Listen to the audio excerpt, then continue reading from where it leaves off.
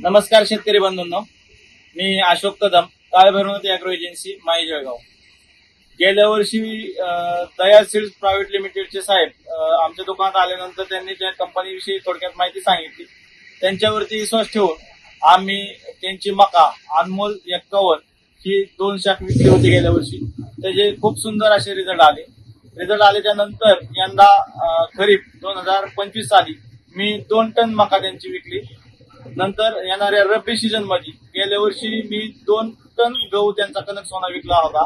तर त्याचे अतिशय सुंदर रिझल्ट, म्हणजे त्याचे हाईट एक समान हाईट, कलर, नंतर दाणे सगळे टोटल पूर्ण वंबी दाण्याने भरलेली.